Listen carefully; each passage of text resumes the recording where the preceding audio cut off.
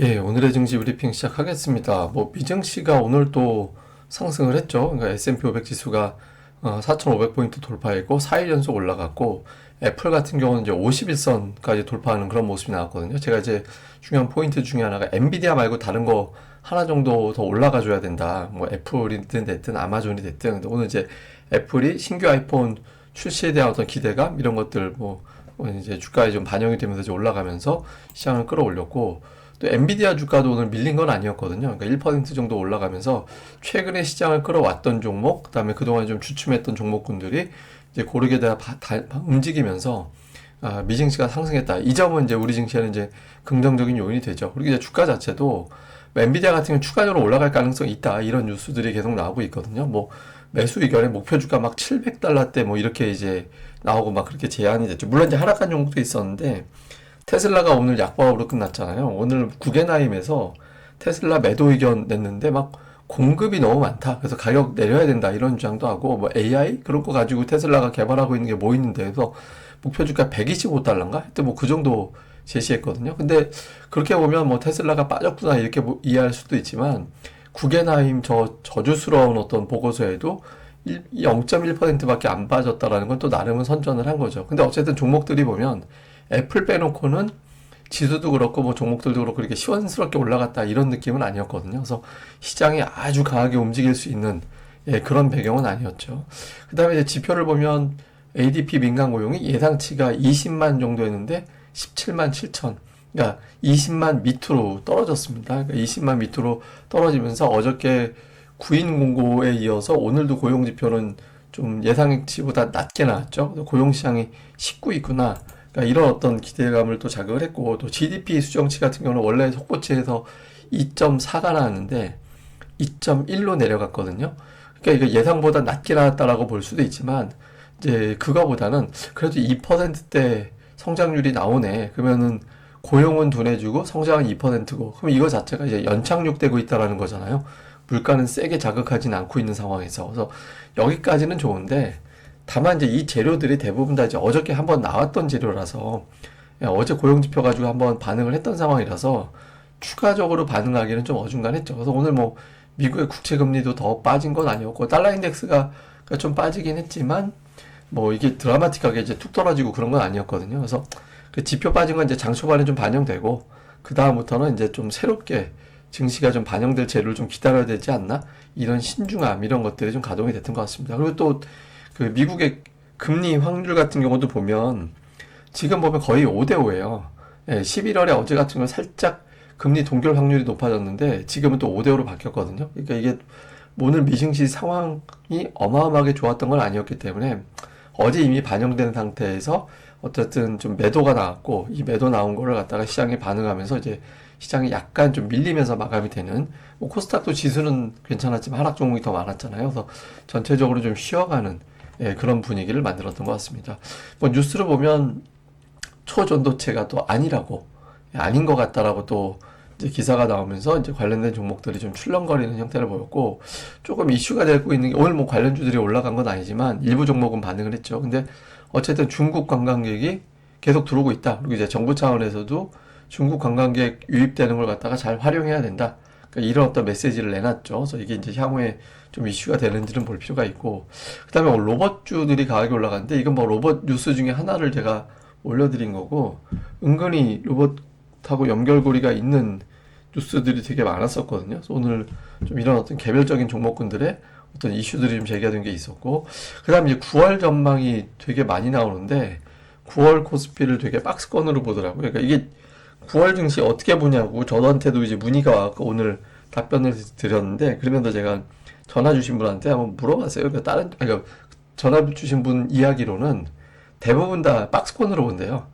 전화 돌리고 했던 친권가에 계신 분들이 대부분 다 이제 박스권으로 보고 있다고. 그래서 9월 별로 재미없지 않을까라고 얘기를 많이 했다라고 하더라고요. 그래서 제 의견 물어봐서 저는 조금 다른 의견을 냈거든요. 그러니까 그 의견에 부분적으로는 동의를 하는데 조금 시간이 지나면 어쨌든 금리가 올라갈 거야 라는 어떤 부담이 좀 낮아지지 않을까 이런 어떤 기대 이런 것들은 좀 갖고 있다. 그리고 이제 삼성전자가 마냥 동네 바보용은 아닐 것 같다. 이런 코멘트를 하긴 했습니다. 근데 어쨌든 시장 전체적인 분위기는 코스피는 9월에 박스권일 거야. 뭐 이렇게들 좀 보는 것 같더라고요.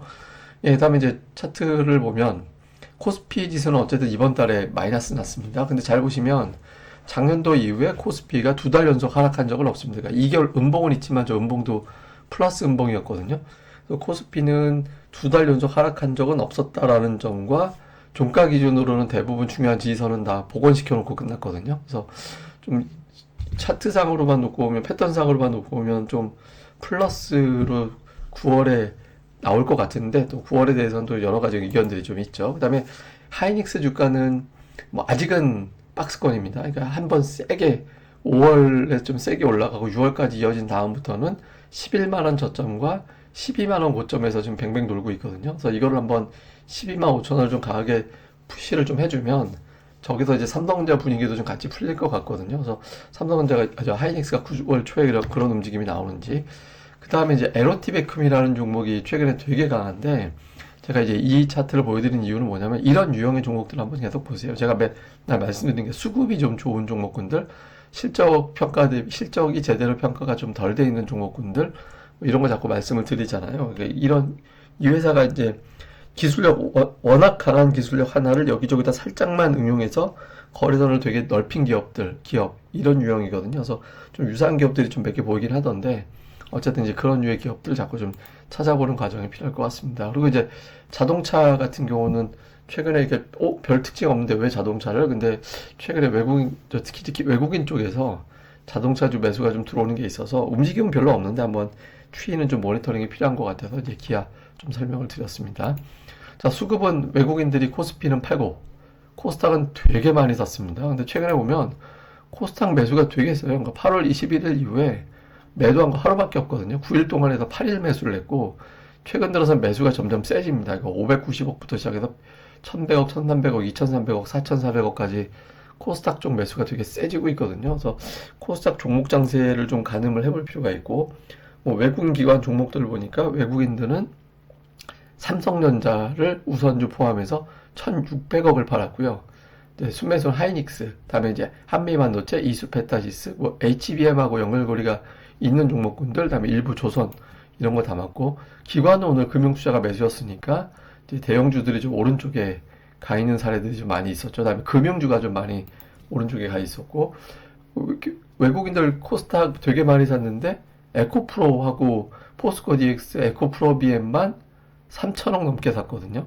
그러니까 사실 이제 2차전지 되게 많이 산 거예요. 예, 그러니까 그쪽 담았고, 그 외에는 이제 조금 골라잡는 느낌이었고, 기관 같은 경우는 이제 좀, 지난주 이후에 반도체 계열의 종목군들을 좀 많이 담았는데, 오늘도 여기 보면 반도체 계열의 종목들이 많이 포진해 있고, 그 아래도 좀 되게 있었습니다. 그리고 2차 전지를 좀 팔고, 그래서 기관과 외국인 투자들이 좀 매수하는 업종은 조금 색은 뚜렷한 것 같습니다. 이건 9월 초에 지금 주도주가 되는지 볼 필요가 있죠. 자, 이슈를 보면 지표가 되게 둔해지고 있거든요. 이거는 호재죠. 지금은 나쁜 뉴스를 좋은 뉴스로 해석을 하니까. 근데 이제 한편으로 보면은 이게 이제 너무 나쁘게 되면 경기가 나빠지는 건가? 또 이렇게도 갈 수도 있거든요. 근데 지금은 경기 나쁘다라는 얘기는 나오고 있지는 않아서 호재냐 악재냐라고 놓고 본다면 주로 좀 호재 쪽으로 좀 반응하는 중이라서 지표가 조금 더 둔해질 필요가 있고요. 그 다음에 이제 9월이 전통적으로 미국은 되게 약한 장으로 취급을 받거든요. 이제 뭐 또 대통령 임기 3년차에는 3년차 9월은 또 약합니다. 근데 이제 우리 증시 같은 경우는 9월이 코스피 7번 오르고 3번 빠졌다. 최근에 10년 동안 코스닥은 반반이었고. 근데 그 10번 중에 7번 올랐다라는 것과 코스피가 2달 연속해서 하락한 적은 없었다라는 점에서 본다라면 사실 9월은 플러스 날 가능성이 조금 더 높아 보이긴 하거든요. 근데 그러기 위해서면 그러니까 쉬고 있는 바보형들, 그러니까 애플은 좀 살아났습니다. 근데 삼성전자가 올라와야 되거든요. 그래서 저는 그러니까 주포와 주도주가 가장 절실하게 필요한데 삼성전자가 한 번은 역할을 하지 않을까. 예, 저게 이제 증시에 남은 좀 한 장에 숨어 있는 히든 카드 아닐까?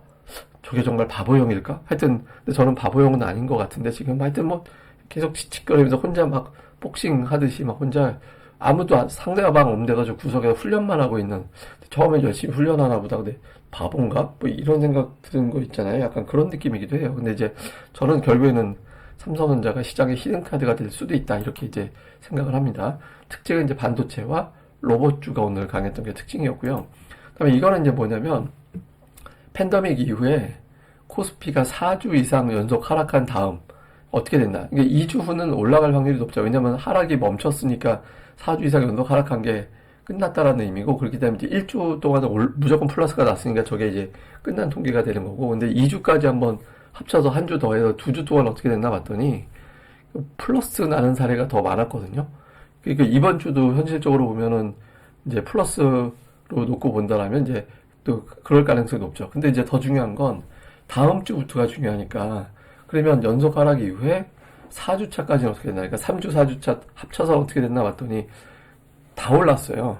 예, 그때보다는 모든 사례에서 다 올랐거든요. 그래서 통계만 놓고 보면 다음 주, 다다음 주 조금 시장이 괜찮을 가능성이 좀 높아 보이는데, 어쨌든 제가 계속 말씀드리지만 지금은 지수는 그렇게 의미를 크게 둘 필요가 없다. 제가 의미를 크게 둘 필요 없다라는 건 뭐냐면, 무조건 올라간다라는 의미가 아니라 그냥 치고받고 하던 지수가 터무니없이 빠질 장은 아닌 것 같다. 그래서 이제 종목장은 나올 수 있다라고 보거든요. 그래서 지금은 이제 종목장은 이제 만들어질 가능성이 없고, 이미 9월은 그렇게 시작이 된 것 같아요. 제가 보기에는. 예, 뭐 종목들, 외국인들, 기관들 매수하고 있는 업종도 좀 색깔이 뚜렷해 보이고, 그래서 그런 류의 어떤 기업들에 대한 관찰, 예, 집중적으로 해 나갈 필요가 있다. 이렇게 보시면 될 것 같습니다. 예, 뭐 자세한 건 제가 또 그때그때마다 내용을 정리해서 전달해 드리겠습니다. 예, 8월 한 달 고생 되게 많이 하셨고요. 저는 또 다음에 뵙겠습니다. 그리고 이제 미리 예고드리지만 9월 첫째 주에 그 고릴라 리서치 PPL이 예정되어 있습니다. 그래서 조금 며칠 불편하시더라도 좀 양해, 이해 부탁드리겠습니다. 예, 그리고 이 방송 구독하기, 좋아요 많이 부탁을 드립니다. 좋아요 꼭 좀 눌러주셔야 이게 이제 또 알고리즘 노출 많이 되니까 좀 많이 부탁드립니다. 감사합니다.